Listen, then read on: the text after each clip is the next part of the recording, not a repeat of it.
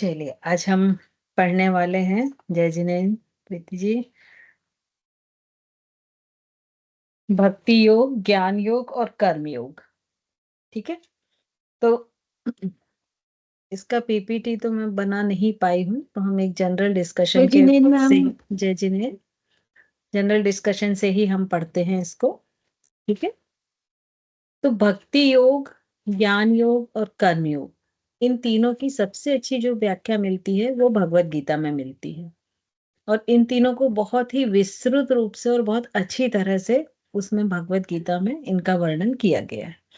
तो सबसे पहले हम लेते हैं भक्ति योग। भक्ति योग से क्या समझते हैं आप, बताएं। भक्ति योग यानी भक्ति के थ्रू आत्मा का परमात्मा से एकीकरण करना। हाँ, या हम ऐसे भी कह सकते हैं कि इमोशनली, भावात्मक रूप से भगवान से इतना जुड़ जाना कि एक स्थिति ऐसी आ जाना कि भगवान में और आप में कोई फर्क ही ना रहे, दोनों एकाकार हो जाए, तो ये भक्ति है। तो जो भक्ति योग है वो उन लोगों के लिए होता है जो भावनात्मक रूप से संवेदनशील होते हैं, या जिनका भावनात्मक पक्ष जो है वो प्रबल होता है, उनके लिए भक्ति योग का प्रावधान बोला गया है। ये भी बोला गया है कि जो भक्ति योग है, ये भगवान के साथ जो संबंध जोड़ने का सबसे सरल और सुगम उपाय है, कि ये भक्ति योग कोई भी कर सकता है। और यहाँ तक बोला गया कि अगर कोई बिल्कुल ही मूर्ख है, जिसको ज्ञान शून्य है, जिसका ज्ञान, वो भी इस योग का अधिकारी बन के और मोक्ष को प्राप्त कर सकता है। तो ऐसा हम कह सकते हैं कि संसार में जितने भी प्राणी हैं, स्त्री, पुरुष, बालक, वृद्ध, ये सभी जो हैं ये भक्ति योग के अधिकारी हैं। और इसमें किसी भी तरह का कोई संदेह नहीं है कि ये सभी भक्ति मार्ग को अपना के मोक्ष तक जाने की या मुक्ति पाने की कोशिश करके और मुक्ति को पा सकते हैं, मोक्ष मार्ग को पा सकते हैं।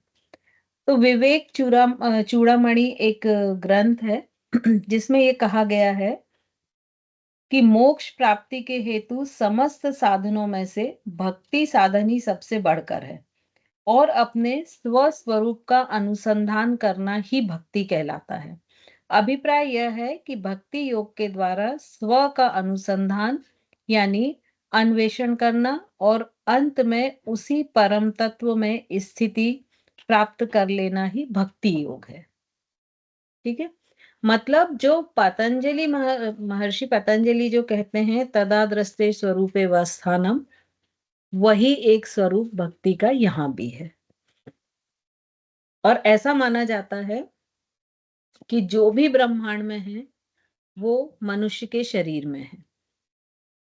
जितने भी अगर 7 समुद्र बोले जाते हैं, है ना, या नदियां बोली जाती हैं, तो सारी चीजों की प्रेजेंस उसके सूक्ष्म रूप में मानव शरीर के अंदर पाई जाती है। और इसी संदर्भ में ये भी कहा जाता है कि ईश्वर का तत्व भी सूक्ष्म रूप में हर मनुष्य के अंदर उपस्थित होता है। तो भक्ति योग में 2 तरीके से व्यक्ति भक्ति करते हैं। एक तो ये करते हैं कि जो उनका बाह्य स्वरूप है, उसमें अपने आप को इतना डुबा लेते हैं या उनसे इतना जुड़ जाते हैं कि उनको उसके अलावा और भी कोई चीज दिखाई नहीं देती है। और अंत में एक समय ऐसा आता है कि उनका स्वरूप भी उसी स्वरूप में लीन हो जाता है। जैसे इसका एग्जाम्पल अगर हम देखें तो मीराबाई का एग्जाम्पल हमें बहुत अच्छा देखने को मिलता है कि जीवन भर अपने आप को सिर्फ ईश्वर के प्रति समर्पित कर देना, अपने जितने कर्म हैं, उनके फल हैं, या जो भी आपकी उपलब्धियां हैं, हर चीज को ईश्वर को समर्पित कर देना। और यहाँ पर जो भक्ति का अर्थ लिया गया है, तो भक्ति के शब्द का अर्थ होता है सेवा, पूजा, उपासना या संगतिकरण। मतलब अपने पूरे भाव से सेवा करना ईश्वर की, उनकी पूजा करना, उनकी उपासना करना और अंत में उन्हीं के साथ उन्हीं की संगत में हो जाना। इसमें आप देखिए जैसा आपका चारों ओर का परिवेश रहता है, वैसे ही आपके भाव होने लगते हैं। हमेशा आप देखिए, जैसे अगर आप कोई एक मोटिवेशनल स्पीच चल रही है और आप अगर उधर जाके बैठ जाते हैं, तो आप देखिए जब तक वो स्पीच चलती रहती है तो आप अपने आप को इतना मोटिवेट पालेंगे कि बस बाहर निकलते ही एवरेस्ट पे चढ़ जाने वाले। भले ही वो 1 घंटे बाद आप फिर अपनी वापस पुरानी पोज़ीशन में आ जाएँ। ऐसे ही यदि आप मान लीजिए बहुत शांत मंदिर में जाएँगे, जहाँ पर कोई डिस्टर्बेंस नहीं है और उसके लिए याद कीजिए पुराने मंदिर को। अभी जो नए मंदिर हैं उनको छोड़ दीजिए। ठीक है? जैसे आप कुंडलपुर जाते हैं, तो जो पुराने मंदिर बने हुए हैं, है ना? बहुत सारे एक मेन मंदिर बड़े बाबा के मंदिर के आस-पास के मंदिर जो हैं वो अभी भी अपने प्राचीन उसमें हैं। उनको याद करिए और जब आप वहाँ बैठते हैं उस पूरे जो मूर्ति के ऊपर शिखर रहता है, उसके नीचे जब आप बैठते हैं मूर्ति के सामने, तो वो जो आपका अनुभव होता है, वो एकदम डिफरेंट होता है। सभी ने कभी ना कभी किया होगा। ठीक है, यहाँ थोड़ा-सा हम मंदिर के आर्किटेक्चर को डिस्कस कर लें क्या? हालाँकि ये आउट ऑफ कोर्स है, सभी चाहेंगे, ठीक है? तो इस पर एक बहुत बड़ी रिसर्च हुई थी और ये जो भी मैं बता रही हूँ, ये सब मुनिश्री का है, मुनि क्षमासागर जी का जिन्होंने वो रिसर्च कराई थी और उस पर उनकी काफ़ी मतलब फिर काफ़ी काम किया था उन्होंने और उनके अकॉर्डिंग जो वो कहते थे, वो ये कहते थे कि अभी वर्तमान में जो मंदिर बन रहे हैं, वो तो बिल्डिंगें हैं, है ना? एग्ज़ैक्ट मंदिर यदि आप देखो तो जो पुराने थे, वो होते थे, जिनकी दीवारें बहुत मोटी होती थीं। लगभग 1 से डेढ़ हाथ की मोटी दीवारें होती थीं और उनमें बहुत छोटी-छोटी खिड़की या दरवाजे होते थे। बहुत ओपन और बड़े नहीं होते थे और फिर ऊपर एक बहुत बड़ा-सा शिखर होता था और वो शिखर कैसा होता था कि जब आप मंदिर के अंदर गर्भगृह में जाओ, तो वो नीचे से भी वो पूरा ऐसा हाइटेड दिखता था। ऐसा नहीं था कि बीच से कोई फॉल्स सीलिंग या फ्लोर कुछ भी किया गया है। ठीक है? अब इसका कॉन्सेप्ट वो क्या बताते थे कि जो मोटी दीवारें हैं, वो उस गर्भगृह की एनर्जी को बाहर नहीं जाने देती हैं। तो वहाँ की जो एनर्जी होती है जिसको हम एक डिवाइन एनर्जी कह सकते हैं या पॉजिटिव एनर्जी कह सकते हैं, वो बहुत ही डेंस होती जाती है। ठीक है? मंदिर गर्भगृह हमेशा पुराने जो गर्भगृह होते हैं वो छोटे ही होते हैं आप देखिएगा। मतलब यदि 15-20 लोग भी आ गए तो बहुत हो गए, ऐसे वाले होते हैं ज़्यादातर, मैक्सिमम। ठीक है? उसका कारण क्या होता है, जैसे आज कोई भी नदी है, वो शुद्ध है, पवित्र है, लेकिन जब उसमें बार-बार गंदा पानी मिल रहा है, सब शहरों का, तो एक स्थिति ऐसी आएगी ना कि वो गंदे पानी में कन्वर्ट हो जाएगी। है ना? जैसे मान लीजिए आपने 1 कप पानी लिया, उसमें 1 चम्मच भर के नमक मिलाया, तो पानी का टेस्ट कैसा हो जाएगा? पीने लायक तो नहीं रहेगा। एक कड़वापन हो जाएगा। अब वही आपने 1 बाल्टी में 1 चम्मच नमक मिला दिया, तो नमक का स्वाद बहुत हल्का रहेगा। अब वही आपने 1 तालाब में 1 चम्मच नमक मिला दिया, तो वो जो नमक का स्वाद है, वो निल हो जाएगा। तो वैसे ही जो अंदर डिवाइन और पॉजिटिव एनर्जी है, क्योंकि हम तो उस एनर्जी के साथ नहीं जा रहे हैं। अगर उससे हम अपनी एनर्जी कंपेयर करें तो हम लो एनर्जी में हैं, वो हाई है। तो जितने लोग जाएँगे उनमें क्या होगा कि एनर्जी का हमेशा से ये एक प्रिंसिपल रहा है कि वो हाई से लो की तरफ फ्लो करती है। ठीक है? अब यदि मान लीजिए वहाँ पर एक जो एरिया है उतनी ही एनर्जी होगी और अगर वहाँ बहुत भीड़ पहुँच जाए तो क्या होगा परिणाम स्वरूप कि वो पूरी एनर्जी ड्रेन हो जाएगी और उस एरिया के जो वाइब्रेशन और एनर्जी है, वो पूरी खत्म हो जाएगी। तो इसीलिए गर्भगृह हमेशा बहुत छोटे होते हैं कि कम लोग अंदर जाएँ और उनकी एनर्जी इतनी ना हो कि वो वहाँ की एनर्जी लेवल को डिस्टर्ब कर सकें। खिड़की दरवाजे छोटे होने का रीज़न वही है, छोटी खिड़कियाँ रहेंगी, कम एनर्जी बाहर जाएगी। दरवाजा छोटा रहेगा, कम एनर्जी जाएगी। अब फिर दूसरा कॉन्सेप्ट आप देखिए कि जो प्रतिमा होती है उस मंदिर में, ठीक है? उसके बिल्कुल सामने एक छोटा-सा दरवाज़ा रहता है, हर मंदिर में लगभग, या साइड में छोटा-सा रहेगा, 2 ही ऑप्शन होते हैं। तो उसका रीज़न क्या है कि आप छोटे दरवाजे से अंदर जाओगे तो कैसे जाओगे? सीधे तो नहीं जा सकते हो, आप झुक सिर कर। को ऐसे झुका के ही जाओगे। जब हम सिर को ऐसे झुकाते हैं, तो ये जो हमारा सहस्त्रार चक्र होता है या क्राउन हेड होता है, इसमें कैपेसिटी होती है कि ये एनर्जी को, डिवाइन एनर्जी को एब्ज़ॉर्ब बहुत तेज़ी से करता है। सॉरी।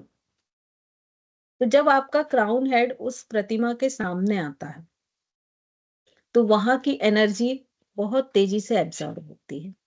और इसीलिए आप देखिए, जब आप गंधोदक को लगाते हैं, तो आप उन्हीं पॉइंट पे लगाते हो जो एनर्जी के लिए बहुत सेंसिटिव हो, जैसे आपकी आँखें, ये पोर्शन और यहाँ। क्योंकि ये एनर्जी के लिए बहुत अधिक सेंसिटिव होता है और ये बहुत अधिक एनर्जी को ग्रास्प करता है। तो इस तरह से जो पहले के मंदिर का आर्किटेक्चर होता था, एक्चुअल एनर्जी हमको वहीं मिलती है, ठीक है? तो जो भक्ति योग है, इसमें भी वाइब्रेशंस के अपने एक बहुत महत्व हैं, क्योंकि जब आप ऐसे वाइब्रेशन में जाते हैं, तो आपके अंदर अपने आप पॉजिटिविटी जागती है। और धर्म क्या? धर्म पॉजिटिविटी ही है। है ना? डिवाइन एनर्जी क्या है? एक तरह से हाईली पॉजिटिव एनर्जी है। तो इसीलिए भक्ति योग में इसका बहुत महत्व बताया है कि आप ऐसी ही जगह जाएँ, ऐसे लोगों की ही संगति में रहें, ऐसे लोगों के ही साथ बैठें, जहाँ पर भक्ति योग की भावना हो। फॉर एग्ज़ाम्पल, यदि कोई एक व्यक्ति रोज़ मंदिर जाता है, ठीक है? लेकिन उसके जो साथी हैं, उसके जो 5 फ्रेंड्स हैं, वो कभी नहीं मंदिर जाते, उनको ट्रस्ट भी नहीं है। और अगर वो रोज़ बोलेंगे, "यार क्या टाइम वेस्ट करता है, इतनी देर में कितने सारे दूसरे काम कर लोगे।" अननेसेसरी टाइम खराब करते हो। तो एक दिन ऐसा आएगा कि वो 5 की एनर्जी इसकी एनर्जी को ड्रेन कर देगी, और हो सकता है वो मंदिर जाना बंद कर दे। मे बी पॉसिबल, हो सकता नहीं भी करे, लेकिन डिपेंड करता है कि किसकी एनर्जी हाई होती है वहाँ पे। तो चूँकि इसीलिए यहाँ पर संगति का जो है वो विशेष महत्व दिया गया है, कि भक्ति योग के लिए आपकी संगति भी ऐसी हो जो आपको प्रमोट करे उस साइड जाने के लिए। ऐसा ना हो कि वो आप उसके अपोज़ में हो और धीरे-धीरे आपकी भावनाएँ उससे अपोज़ में जाने लगें। तो इस तरह से ये संगति का भी बहुत अधिक महत्व बताया गया है। और यहाँ तक बोला गया है कि जो पूरे 24 घंटे ब्रह्मा का सेवन करता, ब्रह्मा मतलब भगवान, वही भक्ति योग के लिए श्रेष्ठ भक्त होता है। और भगवान के प्रति उसका उत्कृष्ट प्रेम होना चाहिए, उसकी विशेष भक्ति होनी चाहिए। और यहाँ भगवान से जो कहने का तात्पर्य है, उनमें क्या-क्या चीज़ें होनी चाहिए भगवान में? ज्ञान, वैराग्य, धर्म, ऐश्वर्य, यश और श्री। ये 6 चीज़ें जिनमें निवास करती हैं, उन्हें भगवान की उपाधि दी गई है। इन 6 चीज़ों को मैं एक बार रिपीट कर देती हूँ। ज्ञान, वैराग्य, धर्म, ऐश्वर्य, यश और श्री। ये 6 ऐश्वर्य माने गए हैं, और ऐसा माना गया है कि ये जो 6 ऐश्वर्य हैं, जिस व्यक्ति में पूरे 6 के 6 ऐश्वर्य निवास करते हैं, वही भगवान की श्रेणी में आता है। अब इसमें बहुत सारे एग्ज़ाम्पल भी दिए हैं, जैसे नारद भक्ति सूत्र में कहा है कि अ, परशर नंदन कृष्ण देव व्यास जी के अनुसार भगवान की पूजा अर्चना तथा उपासना के लिए विशेष अनुराग होना ही भक्ति है। मतलब ये महर्षि व्यास जी ने कहा है, ये आप नोट करना चाहें तो नोट कर लीजिए। भगवान की पूजा अर्चना तथा उपासना आदि में विशेष अनुराग होना ही भक्ति है। फिर महर्षि गर्ग मैम या एक बार और रिपीट कर देंगे? बिल्कुल। भगवान की पूजा अर्चना तथा उपास आदि में विशेष अनुराग का होना ही भक्ति है। मैम ये किन्होंने कहा है? महर्षि व्यास। जी, थैंक यू। ठीक है। और महर्षि गर्ग या आचार्य गर्ग ने ये कहा है कि भगवान के दिव्य गुण, भगवान के दिव्य गुण कथन, इनके श्रवण आदि में अनुराग होना ही भक्ति है। मतलब जो हम भगवान के दिव्य गुण कथन के श्रवण आदि में अनुराग होना ही भक्ति है।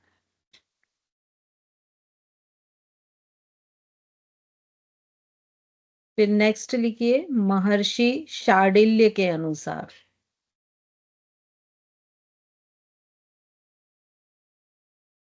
आत्म प्रेम के अविरोधी साधनों में अनुराग का होना ही भक्ति है, अर्थात आत्म प्रेम ही भक्ति है। मैम इससे पहले क्या बोला था?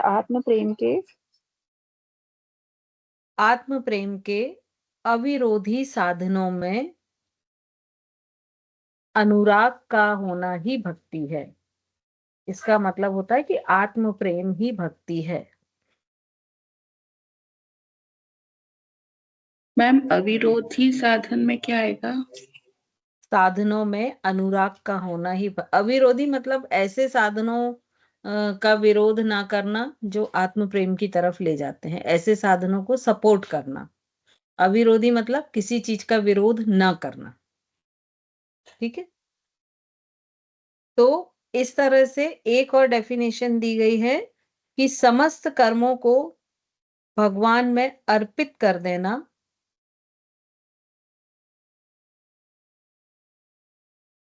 समस्त कर्मों को भगवान में अर्पित कर देना और भगवान का थोड़ा सा भी विस्मरण होने पर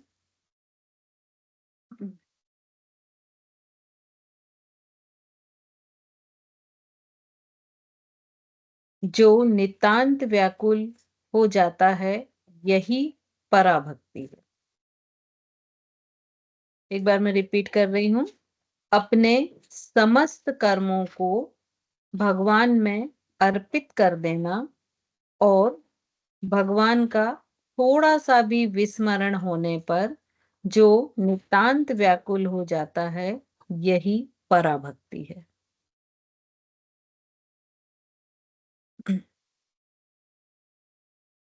मैम पराभक्ति अगर हम सिंपल वर्ड में बोलें तो मतलब घनिष्ठ भक्ति। अभी पराभक्ति भी बताएंगे, अभी आप बस लिख लीजिए, आगे हम उसकी भी चर्चा करेंगे।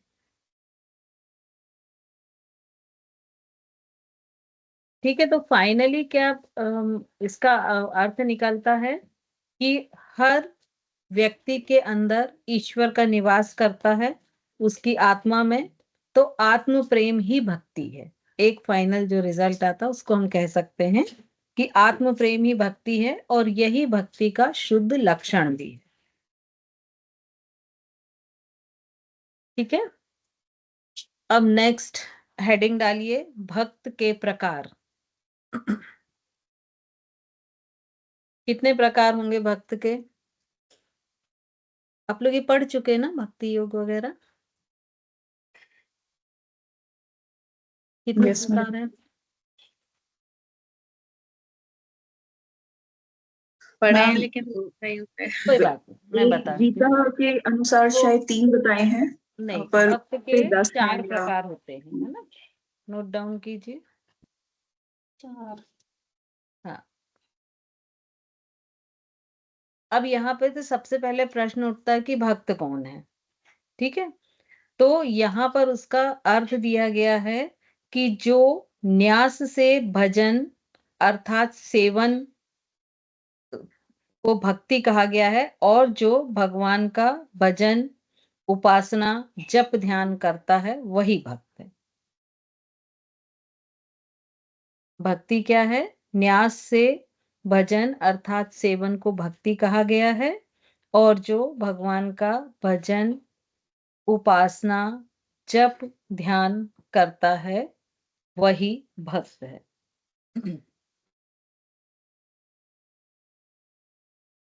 अब देखिए, मान लीजिए यहाँ पर अभी हम 10 लोग हैं, ठीक है? सारे लोग भक्ति करते हैं, लेकिन क्या सबके भक्ति का प्रयोजन एक होता है क्या? नहीं होता है ना? जैन धर्म में तो चूंकि ऐसा बोलते हैं कि भाई कुछ मांगने यदि आप मंदिर जा रहे हैं तो बेहतर है ना जाओ। तो जैन धर्म में हम मान भी चल सकते हैं कि चलो एक ही होता है। लेकिन यदि हम अभी एक सनातन धर्म के हिसाब से सोचें, तो क्या अगर मान लो 10 भक्त भक्ति कर रहे हैं, तो क्या उन सबका प्रयोजन एक ही होगा? नहीं होगा। कोई हो सकता है अपनी कष्ट बीमारी के लिए कर रहा हो, कोई हो सकता है कि वैभव संपत्ति के लिए कर रहा हो, कोई हो सकता है ज्ञान के लिए कर रहा हो, कोई हो सकता है कि अपने आप को भगवान से मिलाने या मुक्ति पाने या मोक्ष पाने के लिए कर रहा हो। तो जो भी भक्त होते हैं सबके प्रयोजन अलग-अलग होते हैं, और इन्हीं प्रयोजनों को लेके जो भक्तों को है वो 4 भागों में बाँटा गया है। ठीक है? इसका श्लोक गीता के 7वें चैप्टर में 16वां उपदेश है, श्लोक है। गीता 7 चैप्टर 16 श्लोक। तो आप कहीं से भी देख के उसको लिख लीजिएगा, क्योंकि अभी लिखाएंगे भी तो स्पेलिंग मिस्टेक होगी, कोई मतलब नहीं। तो उसका अर्थ क्या है उस श्लोक का? कि श्री कृष्ण जी कहते हैं कि हे भरतवंशी अर्जुन, 4 प्रकार के पुण्यशाली मनुष्य मेरा भजन करते हैं, यानी उपासना करते हैं, और वो कौन-कौन से हैं? पहला है आर्त, आ, त और उसके ऊपर र की रेफ। आर्त, जिज्ञासु दूसरा है, तीसरा है अर्थार्थी, और चौथा है ज्ञानी। ठीक है? तो ये 4 तरह के हो गए। अब पहला क्या है? आर्त। तो आर्त कौन से हैं? ये सबसे पहले कैटेगरी में आते हैं, फर्स्ट कैटेगरी में आते हैं या प्रथम श्रेणी में आते हैं। और आर्त भक्त कौन है? तो आर्त भक्त वे हैं जो सब जगत की भयानक विपदाओं से जब घिर जाते हैं और बहुत भयानक संकट में। आप लोग ऐसा करिए, अभी समझ लीजिए, मैं इसका ना पिक डाल दूंगी आपको, जिस बुक से मैम मैं यही पढ़ा बोलने रही हूँ, वाली थी कि आप है हमें ना? ना पीडीएफ कोई है तो हाँ, वो दे दी। पीडीएफ तो नहीं है इसका, मैं पिक डाल दूंगी तो आप लोग उससे नोट कर लीजिएगा, है ना? तो आर्त कौन से हैं? ये प्रथम श्रेणी के हैं, और वो कहते हैं कि जब भक्त भयानक जगत की विपदाओं में घिर जाते हैं, संकट में घिर जाते हैं, और वो उन संकट से बचने के लिए भगवान की शरण में आते हैं और उनकी भक्ति करने लगते हैं, वो आर्त भक्त होते हैं। और यहाँ पर एग्जाम्पल दिया है द्रौपदी का, कि जब उनका चीरहरण हो रहा था और वो सब तरफ से निराश हो चुकी थी, तो उसने अपनी करुण स्वर में ईश्वर को पुकारा या कृष्ण को पुकारा और कृष्ण की भक्ति की। ठीक है? क्लियर हो गया ये? अब दूसरा आता है जिज्ञासु। जिज्ञासु भक्त वो होते हैं जो ब्रह्म तत्व को यथार्थ रूप में जानने की इच्छा रखते हैं और उसके लिए भगवान का भजन करते हैं। मतलब वो रहते इसी समाज में हैं, लेकिन उनके समाज में रहते हुए भी उनका मन भगवान को जानने के या ब्रह्म तत्व को जानने की कोशिश में लगा रहता है। और इसका एग्जाम्पल दिया है महाराजा जनक। ठीक है? कि जनक जैसे राजा थे, वो उसी समाज में रहते थे, पूरे गृहस्थ आश्रम का पालन करते थे, लेकिन ऐसा बोला जाता है कि वो उन सब में रहते हुए भी किसी भी चीज के प्रति उनका मोह नहीं था, वो वैराग्य की अवस्था में थे। फिर तीसरा आता है अर्थार्थी। मतलब जैसे सांसारिक वस्तु, जैसे स्त्री, पुरुष, धन, वैभव, मान, प्रतिष्ठा, इन सब की इच्छा रखने वाले जो भक्त होते हैं वो किस में आते हैं? अर्थार्थी। तो जितने भी मानव और दानव हैं वो इसी श्रेणी में आते हैं, क्योंकि ज्यादातर जो मानव होते हैं वो कोई ना कोई ऐसी सांसारिक इच्छा को मन में रखते हुए ही मंदिर में जाते हैं। ठीक है? और आखिरी है ज्ञानी। तो ज्ञानी भक्त वे भक्त हैं जो सदा ब्रह्म में ही समाहित चित्त में रहते हैं और ध्यान समाधि का अभ्यास करके ब्रह्म के ध्यान समाधि में ही रत रहते। मतलब जो हमेशा 24 घंटे ब्रह्म के विचार में या ब्रह्म में विचरण करते हैं, ध्यान समाधि में 24 घंटे रत रहते हैं। और श्री कृष्ण ने गीता में ये भी कहा है कि जो ज्ञानी भक्त हैं वो मेरा ही स्वरूप है, ऐसा उन्होंने भगवत गीता में कहा है। और ज्ञानी भक्त को ही सबसे श्रेष्ठ भक्त की कैटेगरी में रखा गया है। क्लियर हो गए चारों भक्त, चारों तरह के। आप लोग इतने न्यूट्रल क्यों है? ये पढ़ा हुआ है ना आप लोग का तो सब। मैडम हाँ, अच्छा लग रहा है इसलिए न्यूट्रल होके बैठे हैं। नहीं मतलब पढ़ा हुआ है ना, लेकिन ऐसा लग रहा है कि जैसे कुछ फर्स्ट टाइम जब कोई पढ़ता ना तो बड़े एक सरप्राइजिंग वाली उसमें रहता है। मैम सच्ची बोले तो स्थिति थोड़ी वैसी ही है अभी। अच्छा, चलिए कोई नहीं। फिर अब अपन आते हैं भक्ति के भेद, भक्ति के प्रकार। अभी अपन ने भक्त के देखे, अब भक्ति के प्रकार क्या क्या बताए हैं गीता के अनुसार। तो भक्ति के भेद जो बताए हैं वो दो तरह बताए हैं मुख्य। एक तो है पराभक्ति, दूसरी है अपराभक्ति। जो अभी आप पराभक्ति का पूछ रहे थे ना बीच में, तो एक पराभक्ति, दूसरी अपराभक्ति। अब जो पराभक्ति है वो एक ही प्रकार की होती है, ठीक है, उसका कोई प्रकार नहीं है। उसका सब फ्लो चार्ट जैसा बना लें तो आप लोग को इजी होगा। भक्ति उसको 2 लिम्ब में करके पराभक्ति अपराभक्ति कर दें, ठीक है। तो जो पराभक्ति है वो एक ही तरह की होती है, उसके कोई भी प्रकार नहीं होते हैं। लेकिन जो अपराभक्ति होती है, अपराभक्ति को गौणी भक्ति के नाम से भी पुकारा जाता है। तो गौणी भक्ति अपराभक्ति दोनों एक ही चीज है। अब ये फिर से दो प्रकार की होती है अपराभक्ति। एक तो होती है वैधी भक्ति और दूसरी होती है रागात्मिका भक्ति। क्लियर हो गया ये दोनों? अपरा को फिर से वैधि दो में और कर लें। रागात्मक। रागात्मिका भक्ति, रागात्मिका, ठीक है। अब ये जो वैधी भक्ति होती है ये 9 प्रकार की होती है, जिसे नवधा भक्ति कहते हैं, ठीक है। तो अब उसके वैधी जो आपने भक्ति लिखी ना उसके नीचे 9 नंबर डाल लें, 1 2 3 4, तो सबके नाम उस पर लिखते जाएं। नवधा भक्ति का नाम सुना होगा आप लोग ने कभी ना कभी, कहीं ना कहीं, है ना।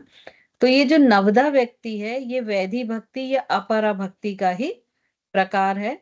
और इसका जो भागवत पुराण है उसमें बहुत अच्छी तरह से वर्णन किया गया है। गीता में तो थोड़ा शॉर्ट में किया है, लेकिन इसमें बहुत अच्छे से किया है। तो इसके अनुसार जो 9 तरह के प्रकार हैं ये एक एक आप लिखते जाएंगे। जैसे पहली, सबसे पहली है श्रवण भक्ति।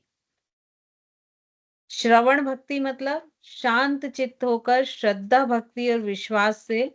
ये आप लोग बहुत लिखने की कोशिश नहीं करें, मैं इसकी पिक क्योंकि सबकी डाल दूंगी आपके ग्रुप में, है ना। तो बस हेडिंग हेडिंग लिख लें आप चाहें तो, बाकी समझ लें।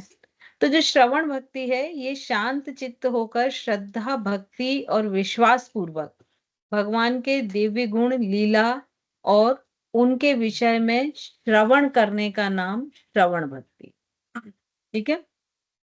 मतलब इस भक्ति में क्या होता है कि जो साधक होता है वो हमेशा ऐसी जगह जाएगा जहां उपदेश हो रहे हैं, जहां भगवान का गुणगान हो रहा है, और उनसे रिलेटेड चीजों को सुनता जाएगा। तो ये श्रवण भक्ति हो गई, ठीक है। दूसरी होती है कीर्तन भक्ति। अभी कीर्तन का अभिप्राय केवल गायन तथा नर्तन मात्र से नहीं है, अपितु भगवान के दिव्य लीला चरित्र आदि का कथन करने का नाम भी कीर्तन भक्ति ही है। मतलब कीर्तन करना, संकीर्तन करना, उसके साथ नृत्य करना, भगवान के जो रूप हैं या उनकी जो विशेषताएं हैं उनका गुणगान करना, ये सब क्या है? कीर्तन भक्ति है। अब कीर्तन संकीर्तन में क्या अंतर है? यहाँ हमने दोनों वर्ड लिए हैं, कीर्तन भी लिया है, संकीर्तन भी लिया है। क्या अंतर है दोनों में, और दोनों में कौन सा अच्छा है? अगर किसी को मालूम तो थम्स अप कर दें, अदरवाइज मैं कंटिन्यू करती हूँ। ठीक है, देखिए, कीर्तन का मतलब होता है कि जैसे भगवान के भजन या भगवान का कोई स्रोत, वो हमको लगातार, जैसे जब कीर्तन में जाते हैं तो एक भजन हुआ, फिर दूसरा हुआ, फिर तीसरा हुआ, फिर चौथा हुआ, ऐसे लगातार चलते रहते हैं, वो कीर्तन है। ठीक है, और अच्छा संकीर्तन माना जाता है। संकीर्तन का मतलब होता है कि कोई 4 लाइन ले लेना और मान लीजिए 1 घंटे तक वो चलना है, तो 1 घंटे तक वही 4 लाइन को बार-बार, बार-बार, बार-बार रिपीट करना। जैसे ज़्यादातर आपने देखा होगा श्रीमन नारायण, नारायण हरि है, इसका संकीर्तन चलता है, कि वही लाइन बार-बार, बार-बार, बार-बार रिपीट होती है। तो यहाँ ऐसा बोला गया है कि जब संकीर्तन कोई करता है, तो उसका बिल्कुल वही इफ़ेक्ट होता है कि जब एक पत्थर पर बार-बार पानी प्रेशर मारता है, तो वो पत्थर भी वहाँ से कट जाता है। या कुएँ का जो पत्थर होता है और उसपे से रस्सी बार-बार जाती है, तो वहाँ निशान पड़ जाता है।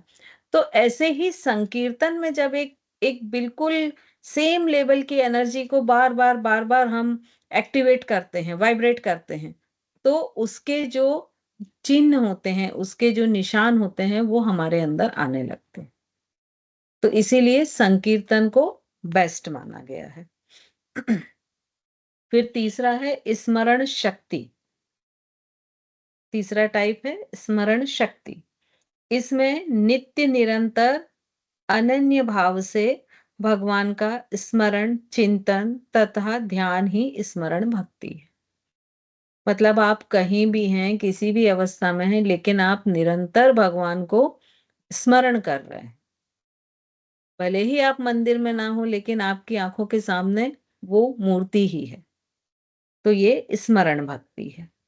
फिर आता है पाद सेवन भक्ति।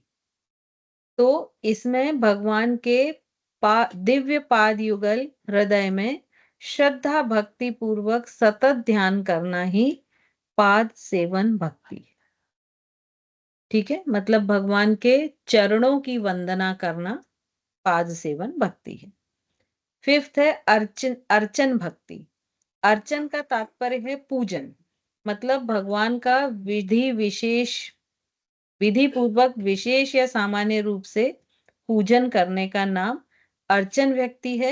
इसे स्थूल रूप में या मानसिक रूप में दोनों तरह से किया जा सकता है। ठीक है, भगवान की पूजा करना, जो भी रिचुअल्स होते हैं उनको फॉलो करना। फिर 6 है वंदन भक्ति। वैदिक मंत्रों के द्वारा तथा उत्तम स्रोतों के द्वारा भगवान की स्तुति प्रार्थना करना वंदन भक्ति है। ठीक है, तो वंदन भक्ति में उनके जो स्रोत हैं, सहस्रनाम स्रोत हैं और भी जो स्रोत हैं,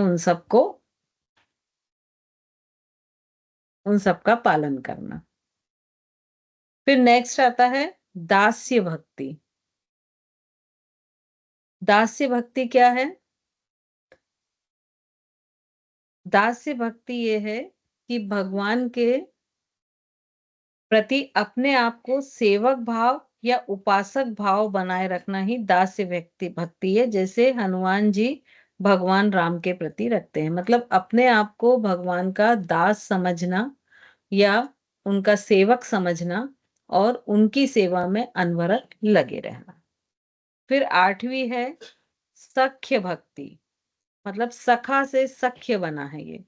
तो भगवान के प्रति मित्रवत भाव रखना और उसकी भक्ति करना सख्य भक्ति है। जैसे अर्जुन, उद्धव, सुदामा इनकी कृष्ण के प्रति थी। ठीक है, और अंत में है आत्मनिवेदन भक्ति। अपने को भगवान के स्वरूप में समर्पण कर देना ही आत्मनिवेदन भक्ति है। जैसे प्रहलाद पौत्र राजा बलि ने, वामन ने, इन सब ने भगवान को अपना सर्वस्व अर्पण कर दिया था। तो वो किसके हैं? आत्मनिवेदन भक्ति के उदाहरण हैं।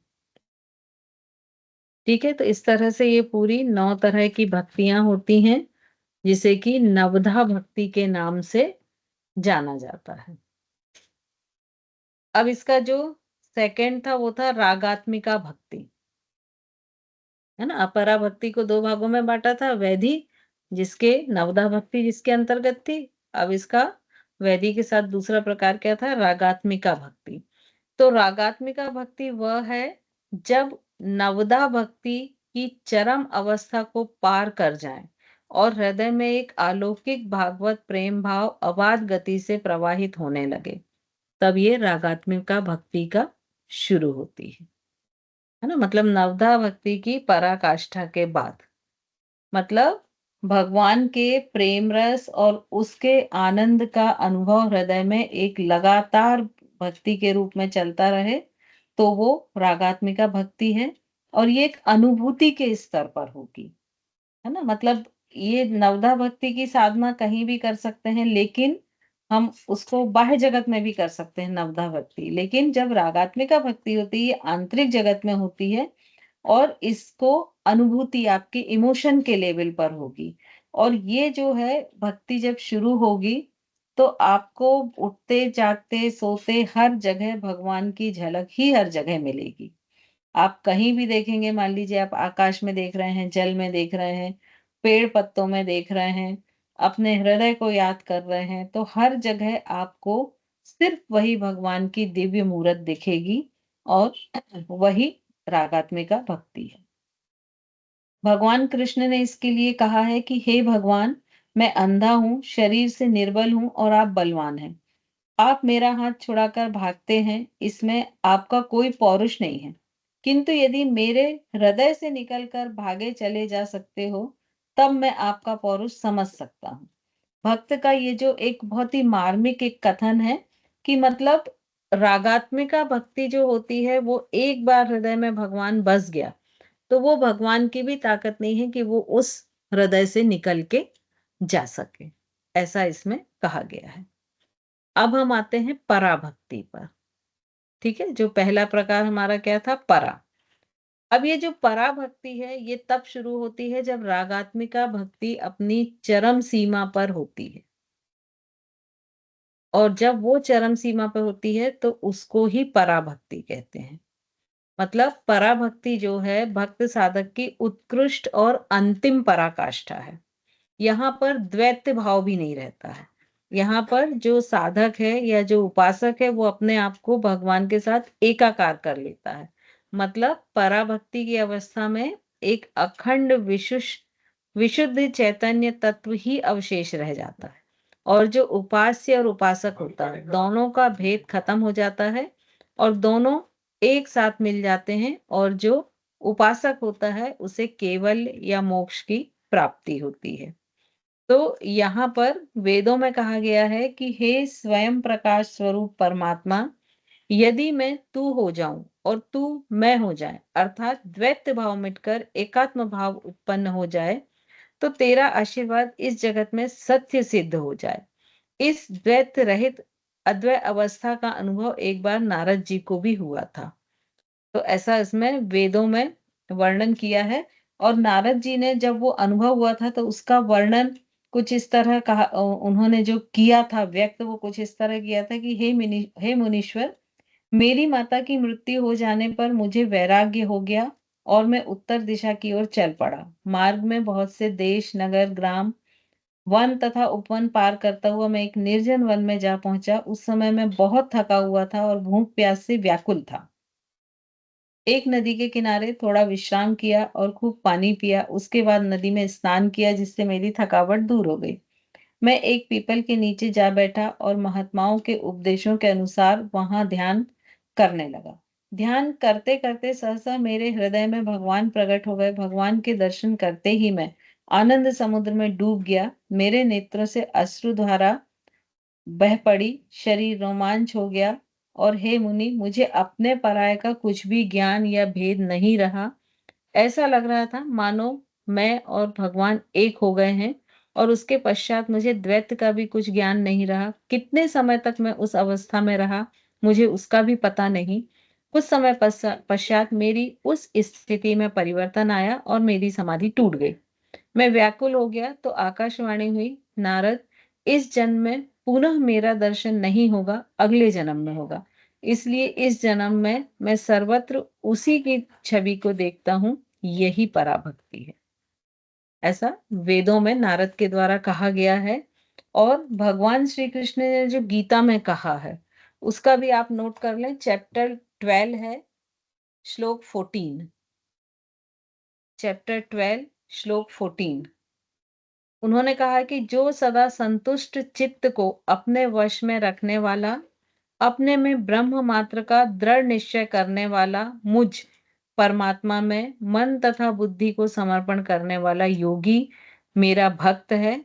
वह मुझे को कभी भी अदृश्य नहीं होता है और वह उसी अवस्था को प्राप्त करता है, अर्थात मैं उसका हूँ, यानी मैं भगवान का हूँ, भगवान मेरा है, अर्थात भगवान और मुझ में कोई भेद नहीं है, सब कुछ भगवान का ही है। तात्पर्य यह है कि मैं नाम की कोई वस्तु ही नहीं है, केवल एक अखंड चैतन्य स्वरूप ब्रह्म ही है। तो ऐसा इसमें कहा गया है। ठीक है, तो इस तरह से ये पराभक्ति है। एक और इसमें उदाहरण है, वो भी सुन ही लें। आचार्य शंकर ने कहा है इस भक्ति का उदाहरण देते हुए, हे नाथ, भेद दूर होने पर भी मैं तेरा हूं, तू मेरा नहीं। जैसे समुद्र की तरंगे कही जाती हैं, परंतु तरंगों का समुद्र नहीं कहा जा सकता है। जैसे जलाशय के अभाव में प्रतिबिंबों की गति बिंब ही होती है, वैसे ही जीवों की गति एकमात्र ब्रह्म ही है। वह अभेद भक्ति नहीं तो और क्या है। श्रुति उसी ब्रह्म को रस के नाम से कहती है और रस स्वरूप यानी आनंद स्वरूप ब्रह्म के प्राप्त करने की साधक प्राप्त करके ही साधक आनंदी बन जाता है और तब उसे सब कुछ परमात्मा ही प्रतीत होता है। जो देखता है, जो मानता है, जो समझता है, उसमें सब में उसे परमात्मा के अनुराग, परमात्मा की क्रीड़ा और उन्हीं का स्वरूप, उन्हीं के आनंद का वह अनुभव करता हुआ पर स्वयं भी परमात्मा स्वरूप में लीन हो जाता है। तो ये पराभक्ति कहा। ठीक है, तो इस तरह से ये भक्ति योग आज आपका कंप्लीट हो गया है। अब इसमें कोई कुछ बोलना चाहता है तो बिल्कुल स्वागत है। मैम, जैसे पराभक्ति जो है वो अपराभक्ति के बाद आ रही है, तो मतलब नाम इस तरीके से है ना कि पराभक्ति अपराभक्ति, मगर इसको हम मतलब आप नथिंग उल्टा करके लिख लीजिए, अपरा परा लिख लीजिए, क्या दिक्कत है। एक्चुअली इसमें देखिए सभी का उल्टा सीक्वेंस चल रहा है। परा, अपरा, वैधि, रागात्मिकता, फिर वैधि में नवधा। तो सबसे पहले नवधा आ रही है, फिर रागात्मिका आ रही है, फिर अपरा। तो ये उल्टे ही सीक्वेंस में चल रहा है। तो यदि आप इसका सीक्वेंस चेंज करेंगे तो फिर कहीं नीचे से ऊपर, कहीं ऊपर से नीचे, तो कंफ्यूजन हो जाएगा। जी जी। तो इसलिए ये हमने ऐसा किया कि वो पूरा रिवर्स में ही चले, इसी सीक्वेंस में आपको समझाया। नहीं नहीं, बहुत अच्छे से आ गया मैम समझ में अभी तो।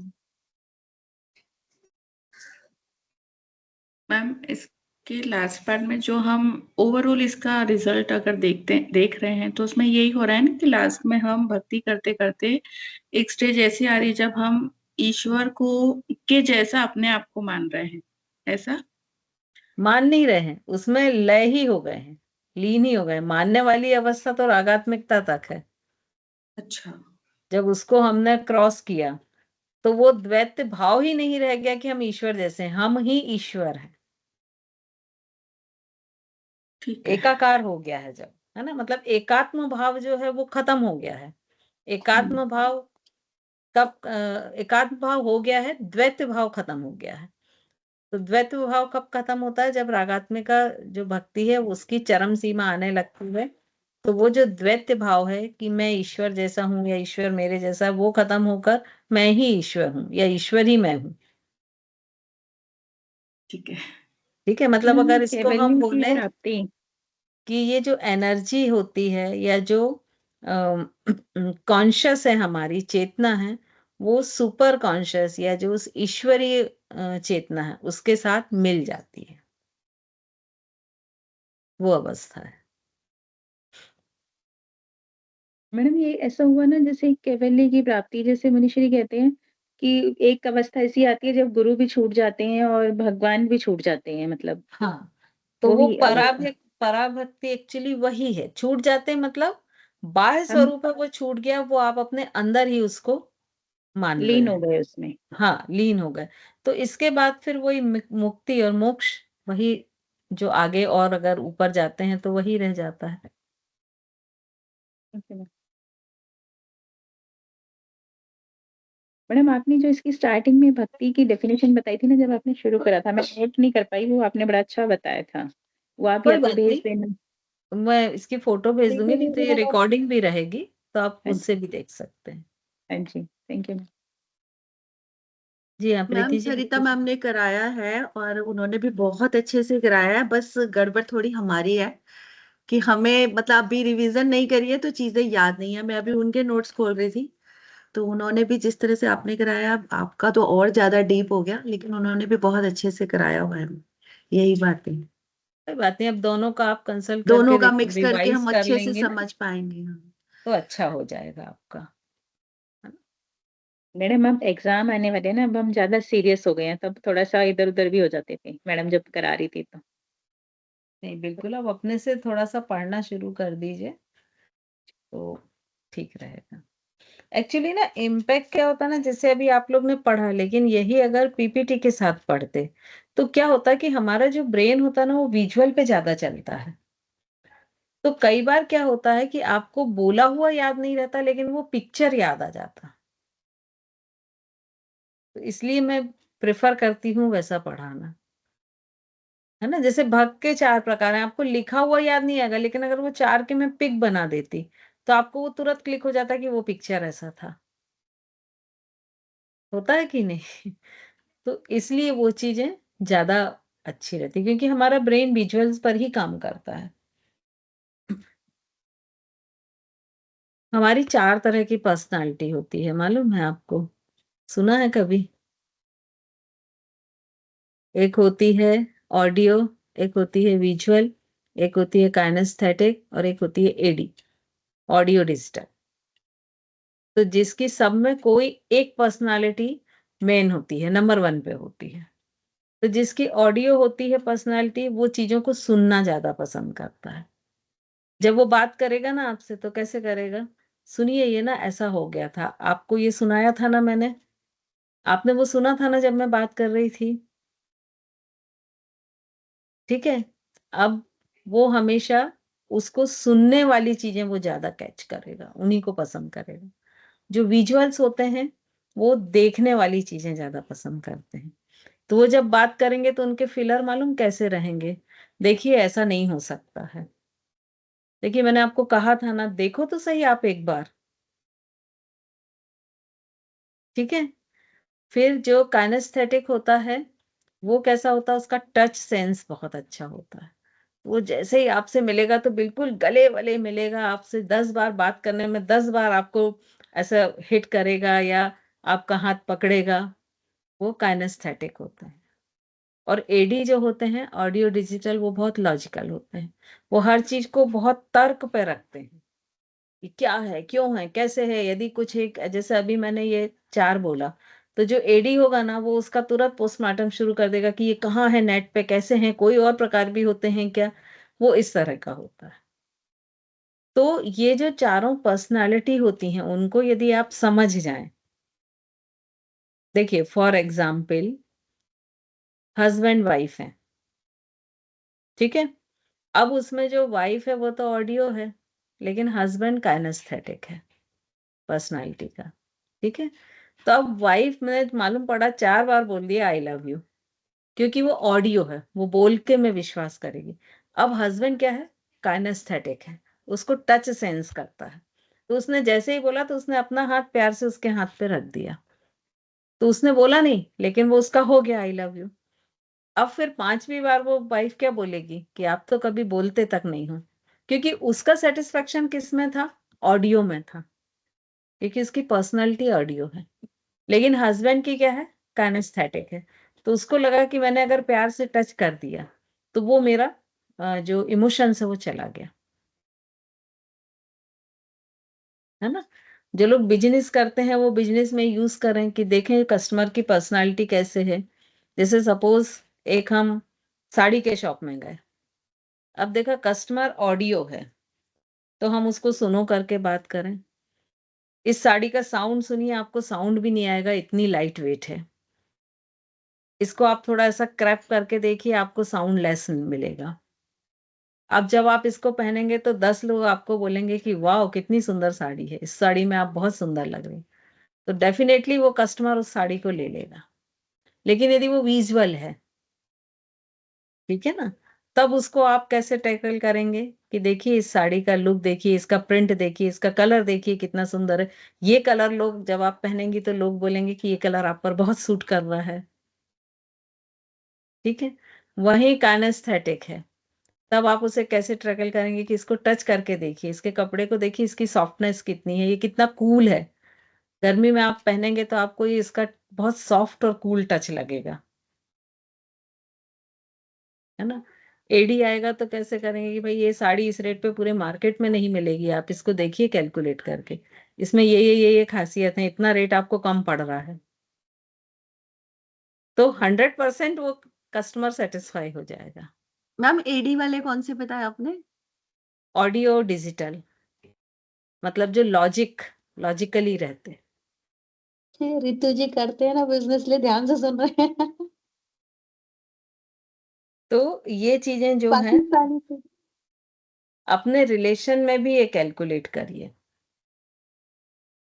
जैसे अगर आप लोग 2 सिस्टर हैं, है ना? बहुत दिन बाद मिली, है ना? आप विजुअल हैं तो आप हाँ, इतने दिन बाद मिले, कितनी दुबली लग रही हो, ये चीज़ अच्छी हो गई है, ये ड्रेस अच्छी पहनी, उसका ऐसा रहेगा। अब मान लीजिए सिस्टर काइनेटिक है, तो वो धीरे से आपको गले लगा लेगी, बस खत्म। फ़ील किया कभी रिलेशंस में भी ऐसा होता है? तो रिलेशन में यदि आप सामने वाले की पर्सनैलिटी को मैच करते हुए एक्शन करेंगे, तो आपके रिलेशन ज़्यादा स्ट्रॉन्ग हो जाएँगे। क्यों? क्योंकि सामने वाला सैटिस्फाई हो रहा है।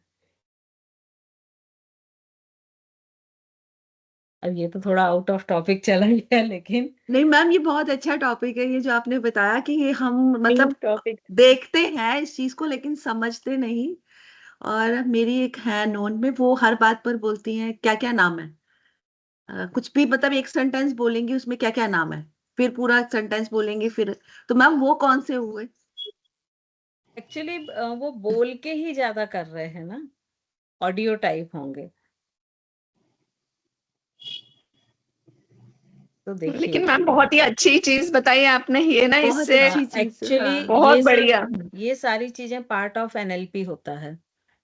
तो उसमें इस टाइप के बहुत सारे एनालिसिस होते हैं। तब जब मेडिटेशन कराते हैं ना, तो उसमें यही फिलर यूज़ करते हैं, जिससे सामने वाला जब पर्सनल लेवल पे हम करते हैं, पहले चेक करते हैं उसकी एक पीआई पीस चेक करते हैं, मतलब अ, उसकी जो साइकोलॉजी क्या है, प्री इंस्टॉल साइकोलॉजी जिसको बोलते हैं क्या है, वो भी 6 टाइप के रहते हैं, तो वो उसमें कौन-सी उसकी फर्स्ट है।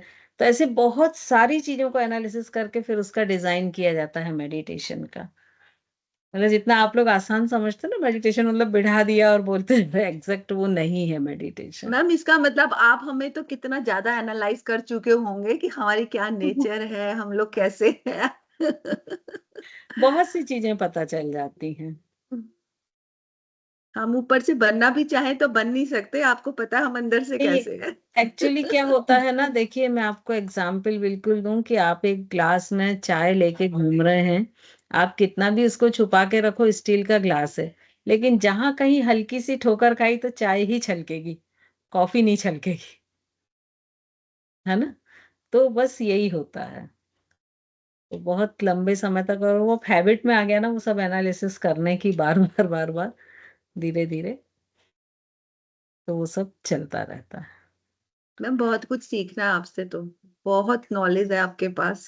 नहीं हम कुछ ऐसा कुछ परसेंट नहीं। भी ले पाए तो हमारे लिए हम धन्य हो जाएंगे।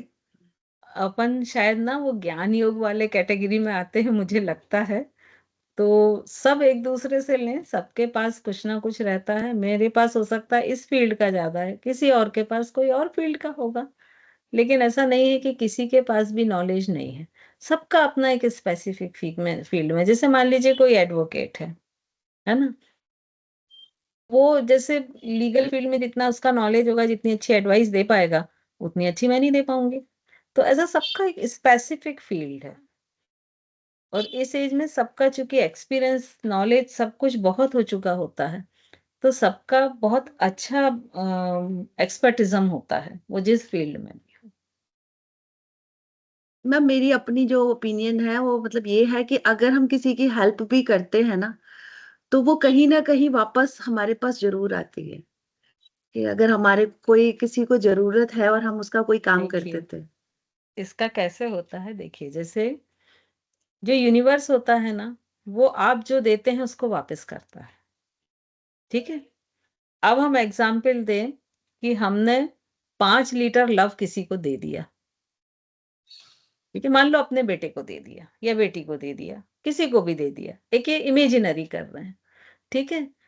अब वो 5 लीटर हमें वापस तो मिलेगा, लेकिन वहाँ गड़बड़ कहाँ हो जाती है, हम एक्सपेक्ट करते हैं कि वो 5 लीटर हमको उसी बेटे से वापस मिले जिसको दिया है। तो ये ज़रूरी नहीं है। हो सकता है कि आपका दूसरा बच्चा या आपकी कोई फ्रेंड आकर आपको वो 5 लीटर वापस कर जाए। लेकिन चूँकि हमारा एक्सपेक्टेशंस उसी पर रहता है, तो हम हमेशा कहते हैं कि हम तो अच्छा काम करते हैं लेकिन हमारे साथ अच्छा नहीं होता। क्यों? क्योंकि आपका एक्सपेक्टेशन उसी व्यक्ति से होता है। आप ये नहीं देखते कि बाजू से कोई दूसरा मेरे लिए अच्छा करके चला गया। तो यूनिवर्स अपने पास कभी भी कुछ भी नहीं रखता है। वो हमेशा आपको रिटर्न करता है, लेकिन ये ज़रूरी नहीं है कि रिटर्न का मोड वही हो। हो सकता है आप अपने घर में एक पेट रखे हो, वो आपको इतना प्यार करता हो कि वो 5 की जगह 10 लीटर आपको वापस कर दे। लेकिन आप उस पे ध्यान नहीं दोगे, आप हमेशा रोते रहोगे, मैंने तो इतना प्यार दिया बच्चे को और देखो उसने नहीं किया। है ना? मैडम इसका मतलब यही हुआ ना, कहीं न कहीं से वापस आता है, हाँ, अच्छा या बुरा लेकिन जो नॉर्मली हमारे बोलते हैं। एक्सपेक्टेशंस उसको कोड नहीं करते हैं। हमारे एक्सपेक्टेशंस क्या कोड करते हैं कि हमने जिसको दिया है, वही हमें वापस करे तब रिटर्न। तो अगर कहीं और से आ गया तो हम उसको कोड ही नहीं करते हैं। ये दिक्कत हो जाती है। ठीक है?